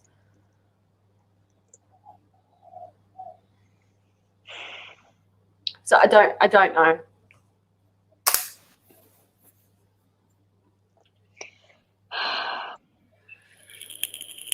Anyways, so he's like, yeah, bitch, let me out. Yeah. He's like, fuck, okay, I don't know if this is a good idea, but we're doing it. And so Ash starts fighting vamps and then says something to her. He says Svecha or whatever. I'm so sorry to anyone. That's he a says joke. that. He says that to her. And she's like, you fucking what? And so he starts killing vampires and stuff like that. And then he's leading her somewhere. Like, but when he was leading her and then they first encountered the vampire, she's like, is he leading me to them or is this just coincidence? So, but then, yeah, he starts killing them all. So she's like, I guess he's protecting me still, I hope. That's chapter 22. Yep. And then they're starting to get outnumbered. And she's like, oh, no, this is the end. And then in swoops Kristoff. Honestly, fucking kill me. Well, there's also been hints to him the whole, like, him watching her the whole book as well. Because, like, she's walking and she feels like she's being watched. Oh, yeah. And, like, someone, like, she feels someone outside her window, and then Kristoff probably looked in and saw Graves sleeping, like, in her fucking bed and was like, okay, bye. Nope. I'm not gonna. And he also keeps asking her throughout, like, all this. He's like, so what's up with you and Graves? And she's like, none of your fucking business. And I'm like, tell him that y'all are not banging, but y'all are a thing. Yeah, just that we're a thing. We made out, and we have feelings for each other. That's all you have to say. Yeah. But yeah, so then they're like, oh yeah, is this where she wakes up? Yeah. No, that's after she almost dies, hey, when she wakes up in the other room. Yeah, that's not yet. Yeah, that's not yet. Wait. Oh, that's right. Now Anna appears. And she's like, Kristoff, it is you. I sent you to death. And he's like, I demand a trial. This is America. And yeah, right. She's like, you don't get a trial. And then Bruce, bless him, is like, well, actually, he does get a trial. And right now we're all like, fuck you, Bruce. And she's like, well, I demand a vote on the trial. And he's like, no, this isn't a voting matter. Dude gets a trial. This ain't your call, bitch. Yeah. And she's like, and then she storms off in a huff. Yeah, and I wrote down at the end of the chapter, I was like, wait, is this finally when Graves gets kidnapped? Because I swear to fuck. Yeah. And then I guess she goes for another snooze in her. I don't know. She does August, something. yeah, we have an August flashback. Yeah, I think Graves was kidnapped. Great, okay. So yeah, fuck my life. She thinks Graves abandoned her. Yeah. So They're yeah, like, no one's seen him. they're going on a graves hunt. Going on a graves hunt is going to be a big one. They're not scared. What a beautiful day. All that stuff. They're walking through. They see his torn jacket. Whatever. They think he just yeeted, and she. Yeah, they see a piece of fabric from his jacket, but not his full jacket. Yeah. And she's like, he's everything to me. He's the only person I can trust. Like, I like this is detrimental to my life. And I'm like, I get it, bro. I get it.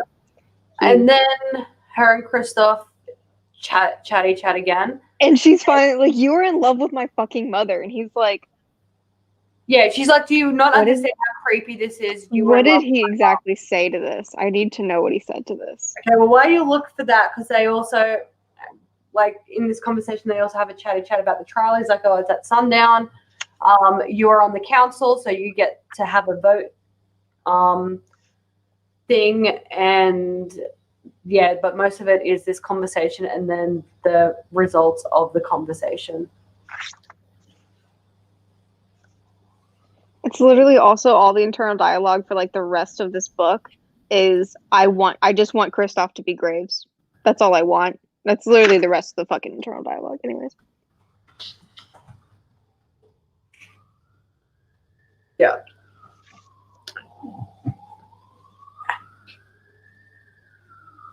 Have you at least found the scene?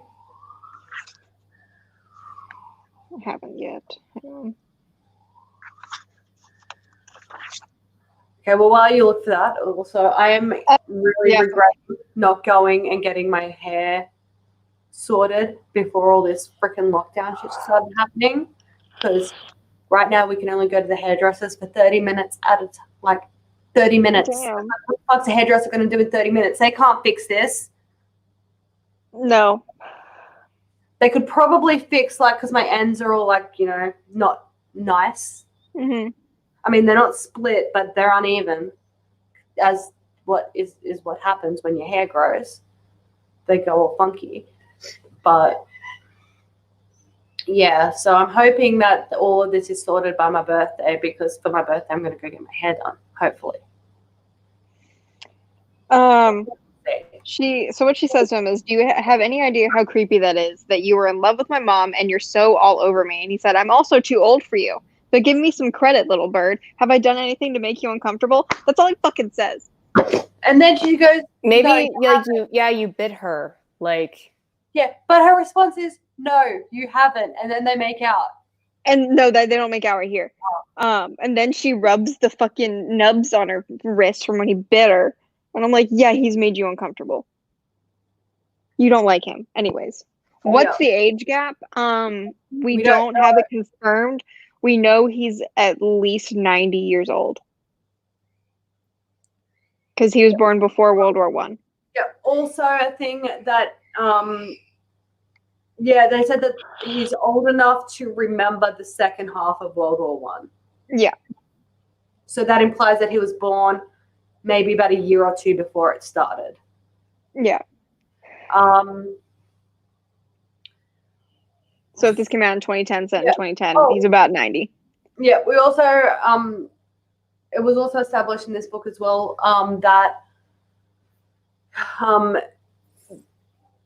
Jampiers, I guess, it still sounds weird, their age is frozen at the age in which they drift or bloom, depending on the gender.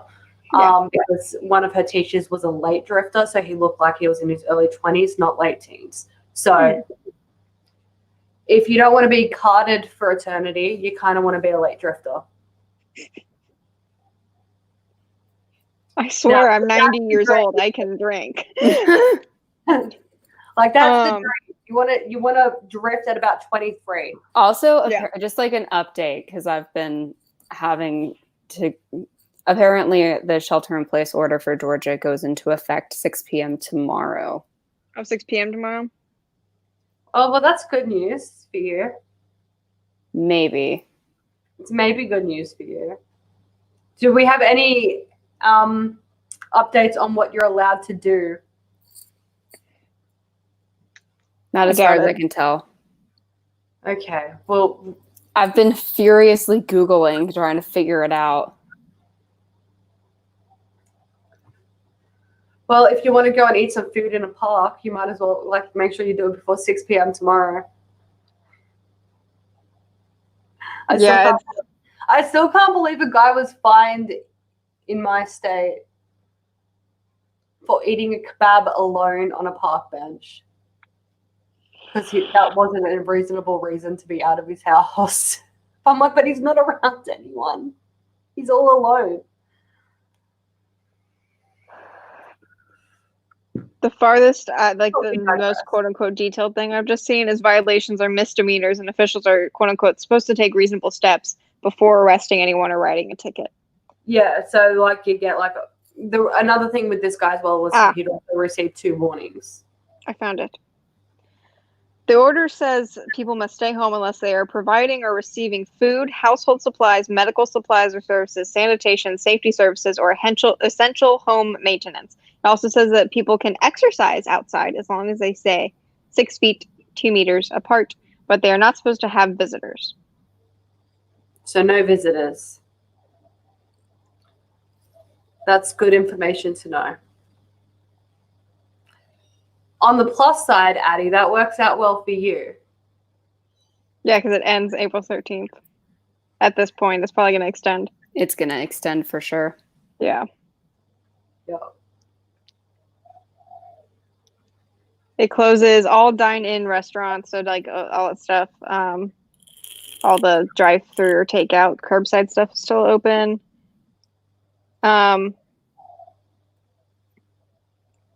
It doesn't necessarily close churches, but they have to go with distancing guidelines. Yeah, social distancing. I can't speak words. Guidelines. Then I think that's all the details we'll ever get.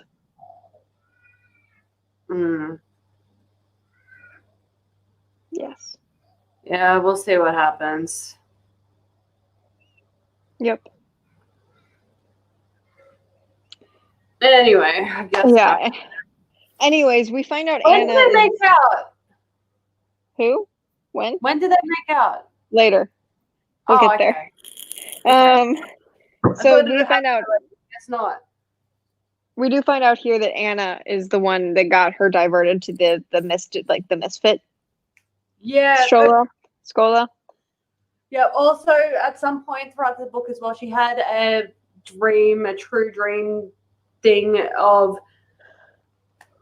the night that, like earlier on in the night, I think before she went to bed, or just after, or immediately after she was put to bed, she heard a conversation between Mummy and a woman who is mentioned by name as Anna of, where is Kristoff?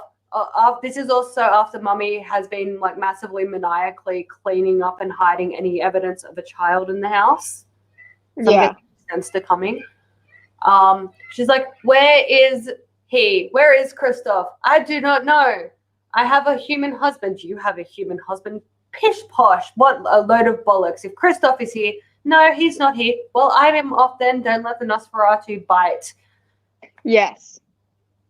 And that was the same night. Oh, is this audio issue me or is it you? It might be you because I can hear. It's a me thing. Give me a minute. So Ash got like fucked up in a fight. Oh God, are you okay? I'm fine now. Okay. So Ash got like fucked up in the fight, and Dibs, who is the closest thing they have to a medic right now, is like, he has like a 20% chance of survival, but I'm not a vet, so like, Yep. So they finally go back to her room, and her room's absolutely wrecked, and so we're like still trying to figure out where Graves is. Now we go to the trial. And I wrote down, I don't give a single fuck. I just want my man back. And she also just wants her man back. But August is here, and we have a really cute reunion with August. And she just hugs him and just because he like helped to raise her for a certain part of her life. So like, so when they walk in, Anna's not there. Yeah. And then Kristoff starts doing a thing like where he's talking, and Anna's sitting down next to Leon or whatever, and not Anna. Bruce. Drew is next to Bruce and a couple other people, and every time she goes and she sees, and then she hears a voice, and she's like, "I know that voice, like sit the fuck down." And she's like, "Fuck you." And then August walks in, and he's like, "I have the proof." Yeah. And then she yeets over, big hugs, and she was not let him go. He's like, "Dude, you gotta let me go." And she's like, "Fuck no, my dad's dead. You're like my second dad. I'm no." You all I got, Storky. Yeah. So the proof is showing it's a phone call or some sort of like audio transcript where no, it's the actual audio recording. Where Anna is the one who arranged for Drew's mom to get murdered, as well as many other female vampires. Yep, and then it's still about another chapter before Drew puts the flashback dream and that together and goes, "Oh, Anna arranged for my mom to be killed." Yeah. And all of this because Kristoff had a boner for all of it. Yeah. And then, so Anna, this is the weirdest part. Like, I was really confused at this part. At which part? Because Anna just goes rogue and starts shooting. Oh, yeah. Before we get there as well, though, it's established as well that, Anna, there's been, like, multiple other attempts to rescue other Svetija before they have bloomed, but literally half an hour before they get there, the Nosferatu have shown up and eaten them. Yep. And she's the reason why they're so rare. Yeah. Well, they're also rare. They're rare. They're a 1 in 1,000 birth rate type thing. But they're the reason why they can't rescue. Well, she's the reason why they can't rescue any of them. Yeah, and because she likes being the only one. Yep. Because it puts her inherently in control. It gives her inherently all of the attention. Yep. She gets all of the perks, all to herself, all that stuff. And then, she goes crazy and starts shooting everyone, and she shoots Anna. August. And it's like, well, she also gets Anna in the, because then Anna starts bleeding out and almost dies. Yeah. And so does August. August. Yeah. Deserves better. August. Yeah. And then, like, no, my baby, and shields her with his body. Yeah. Unfortunately, it didn't kill him. But then Anna fucking Drew is, like, outside of her body watching her being operated on. Yeah, and Kristoff is, like, throws his, like, wrist against her mouth and forces her to drink, and now she's fully had to, like, face the fact that she's what she and her dad have been hunting since she was a child. And I think that finalizes her bloom. No. She's still not bloomed? I thought she was bloomed by the end of this book. They said that she's bloomed. She blooms next book. I swore she freaking bloomed. No. She blooms next book. What did you just throw on the ground? An empty vape juice bottle. I was like, oh god. This is also, pick it up to throw it down again because this is when he kisses her.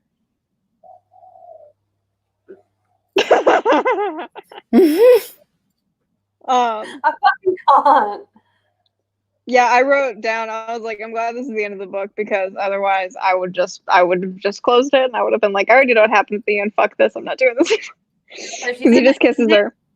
Yeah. Oh, yeah. Sorry. Yeah. In between the attack and now, like, and the vampire attack and the Anna attack, that's when she got moved into her actual room, like her mom's room.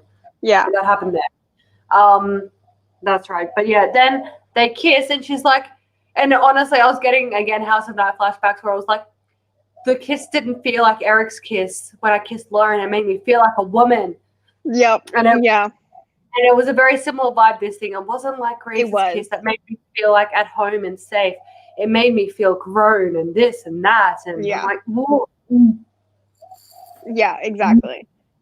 Like, And you then- love Graves, just go home. Yeah. Like, leave. The kiss stops, right? The kiss stops. And she's like, what was that for? And he's like, because I want you.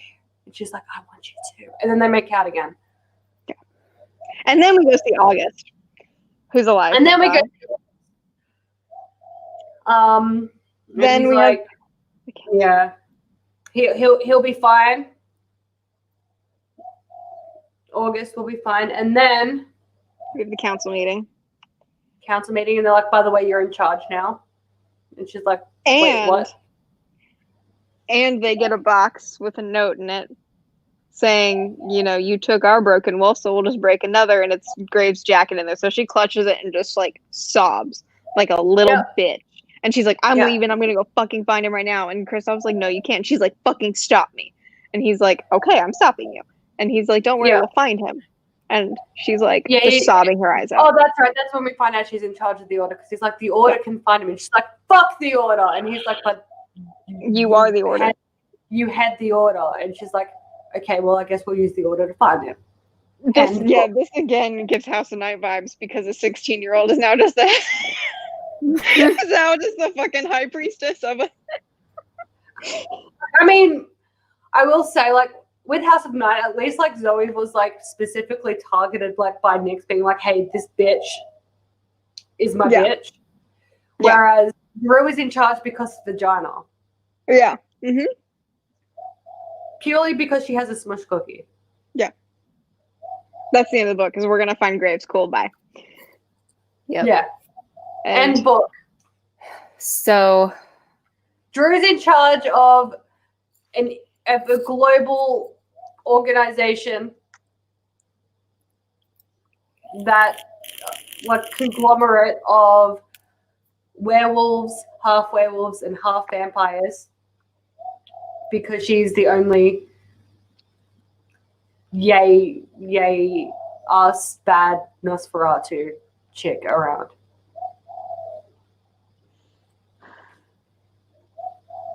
And that's how we end book 3.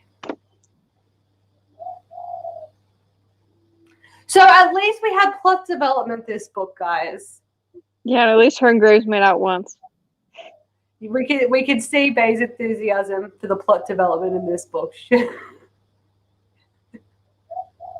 I can just feel it. So next time we're going to talk about, we're going to be doing the 3rd book of the Shifter series. Yes. And then the next book in this series, and then Shifters, and then finish The final up book this in this series. series. Yay! Huzzah! Have we decided what we're doing after this series? Vampire Diaries. Oh fuck yeah! Are we doing that after this one? Yeah. After Strange Okay. Angels is over. Like, unless you want to do the casts. No, I don't think we're ready for the cast. Nope. All right. You know what though? Like, part of me is so morbidly curious about the Dye Sisters. You know what? We'll chat about it. Yeah, But we'll anyway. chat about it right after this. Yeah. All right, guys. So thank you so much for Okay. watching, and we will see you guys.